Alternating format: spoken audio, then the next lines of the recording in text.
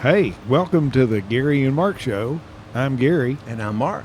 and we have our special guest here today. We do. It's the second time on the show. Yeah. So all the way from Asheville, we have Howard Yarborough. Hey, Howard. Hey, Mark. Hey, Gary. Hey, Howard. Hey, Howard. That's his favorite line we were hoping he Yeah. would use there, but he didn't use. So, Yeah. Gary, Howard is our beer expert. He's our beer You were expert. just saying before we went on recording here that he was around when what happened and Well- 45 years ago? He was around when the first craft brewery opened in Asheville. Yeah. And so, Howard, you would have been of legal age then. So do you remember? Well, that? I was 12, but they let me in. Do you remember? I do remember when they first started brewing, and the first time I got a chance to have a Highland beer, that was in a restaurant. I remember there was a restaurant in North Asheville called Fine Friends, I remember that. and they Yeah. used to always had a Highland beer on tap, St. Teresa's usually. St. Teresa's Pale Ale. Yeah. Yep. Do they still But- make that one? Oh, yeah. Oh yeah, they bottle that now. Probably cans too. I think the first Highland brew I ever had was their oatmeal porter. Mm. Did you ever have that one? I did. I like those more in the wintertime. But Well, they used to have that one. It was the only like fancy beer they had at the Hare and Hound in downtown Landrum. So to me, it was like going to Biltmore, a winery, having a Biltmore wine. It's like, oh, I could get a beer from Asheville down here in Landrum. But I guess before we start our show, we need to tell folks where we're podcasting from today. we do. We do, Gary, and you're very familiar with this place. Even We're- though we've been here once, I've been here once, and Howard's been here once. We are at Sanctuary Brewing on First Avenue between Main Street and King Street in downtown Hendersonville. Easy to find. Easy to find. Some parking right off the street, if not around the corner. And as far as I know, of the 5 breweries we have here in the city limits of Hendersonville, this is the only one that opens at noon. Makes a difference when you're old people like us and Yes, it does. can't be podcasting after about 3. No. Well, yeah, and you got to get a start, on You things. do. Yes, we do. And we should, as a full disclosure, Sanctuary Brewing Company, while they are hosting us, is not sponsoring this podcast. They have not given us any free beer. So we can speak freely about any We other can. beers we drink and not have to worry about hurting anybody's feelings. But we do like this beer here. We do. And if they put in a nap room here, just think, you could just spend all day here. I think we could start with a nap, Yep. do a podcast, have a beer, take another nap, and Yeah. spend all day here. Come back fresh. Why don't you? I'd start with a beer, do the nap after that. Yeah. I think you ought to suggest that to your friends, the owners here. So before we move on, we got a couple of shout outs. We are getting known in the podcasting world. Yep. We are. And I was in downtown Landrum, That's local a- Ingalls store, Yeah. and I was walking across the parking lot, and podcast floor, the parking lot at this Ingalls, and this person said to me, "Mark Levin," and I said, "Yeah." So I didn't recognize this person. He says, "Oh, I love your show," and I'm assuming the guy recognized me from our picture there on the logo, whatever. But it was this guy named Ricky Jordan, Ricky Jordan. and you know him. Oh, yeah. And we knew him back in the old camp days. One of the best campers ever. He is. And he tells me he has a son who's 16, which is pretty impressive. Brody. That's right. Quite a hunter and fisherman. Yep. And you said Rick was too. Yep. So anyhow, that was one of our fans who recognized us because I hadn't seen him since like 1977. So He's changed a bit. he's changed a bit, and we've not changed. No. No. Has Howard changed? I look a little younger than I did then. Okay.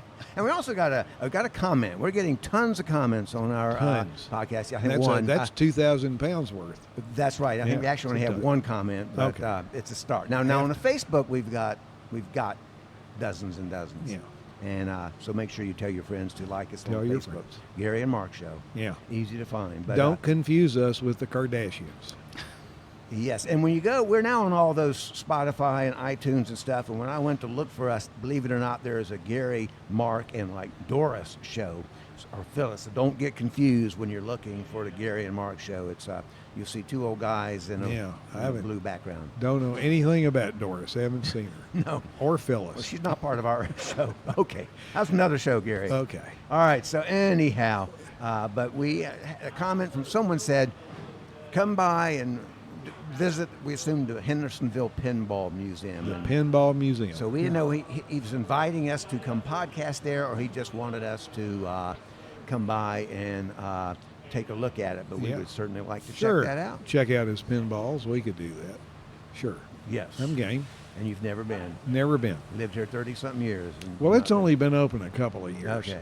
Yeah. All right. So our topic today is going to be Beer beer. Hey. And and Ju- craft beer. craft beer. And people should know we have not even finished our first one yet. So if we sound like we've been 3 in, we're not. Correct?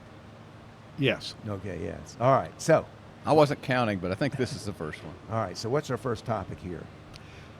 Well, Howard said he had his first craft beer. That had to be around 94. So that's like 26 years ago. I think I had my first one in 94 that I knew of. And that I was in Wilmington at the time drinking a Sierra Nevada Pale Ale. Wow. And I didn't know. Said, what's this that makes it different? Somebody explained that's the hops. That's what you're tasting, that hoppiness. And who would have thunk, what's that, 26 years ago now, they'd have a huge brewery about a dozen miles from here. And I don't think I've even heard the term craft beer until Right. 10 years ago. I mean, it was just fancy beer. Yeah. I thought craft beer was like when Coors came out. That sounded like it came from Colorado, and that seemed like special to me. But we know now it's not special. It was back then. It was? Yeah. Okay. Like your PBR. But now that we have these sophisticated palates. We do. Yeah. Maybe Howard does. I always let Howard make my choices for me. He knows my taste. Yeah.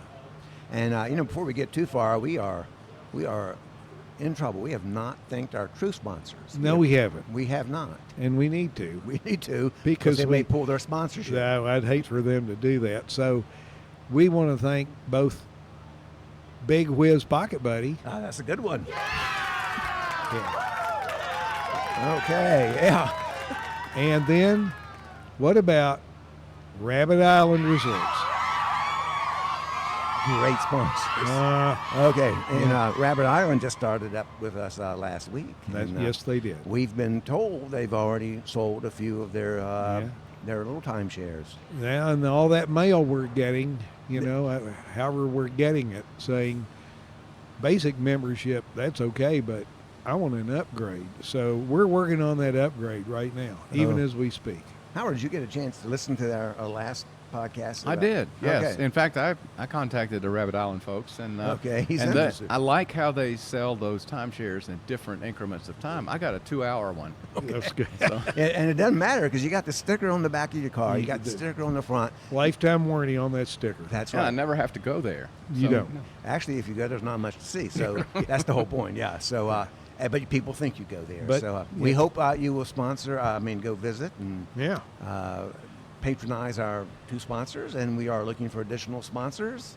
We're still looking for that first free beer from some of our places, or a hamburger, or a pat on the back. So, but back to our beer. Back to our beer. All right. So we were talking about craft beers, and anything else to add about that? Well, just to think about, in the last 26 years, we've gone from one brewery in Asheville to I don't know how many. well, in the metropolitan area, more than 50. More Oh than my God. 50, and I just got a little thing the other day, Nantahala Brewing, which is in Bryson City. Now they're opening a brewery in Silva. There's the Lazy Hiker Brewery in Franklin. They're, of course, upstate South Carolina. Well, how RJ Rockers, there's a whole bunch. And when you say 50 in the area, are you counting Hendersonville? Oh, yeah. I'm not sure if it's Asheville metropolitan area. I think that's just in Buncombe County. Wow. In that So area. how many do you have right here in Hendersonville? Well, in town, 5. Well, in the big town of Columbus, we had 1, Uh-huh. but we don't have that anymore. Yeah, that was a 2-hour thing. Yeah. That's right. Actually, they, yeah. And Howard and I actually we were there once there or a couple twice.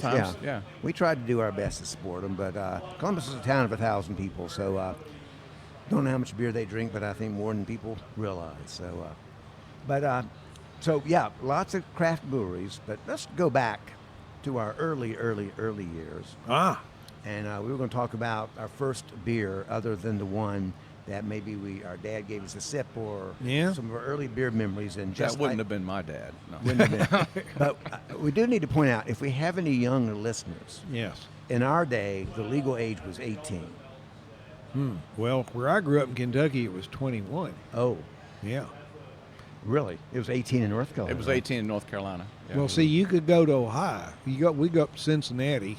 How far was that from where you No, lived in that's Kentucky? almost 100 miles. Whoa.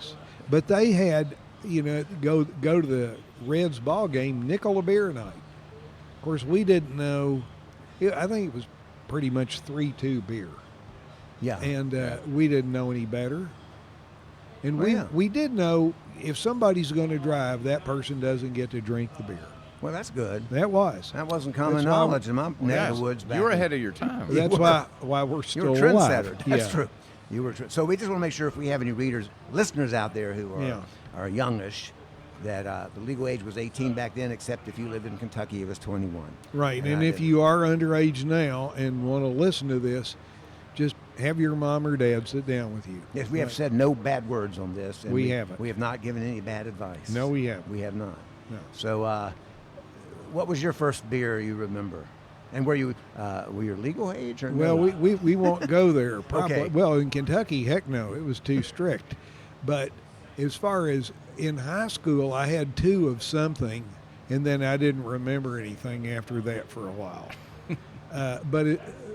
Let's jump forward only 40 years ago, 79. I'm at the Sandberg home. A friend I work with, Henry Simmons, still around. He said, there's a store nearby that has Molson Ale. I'm like, what? And I went and said, Henry, this stuff's $3.65 a 6-pack. He said, it tastes good. And it was like, bing, a light. Oh, now there's a reason to drink beer.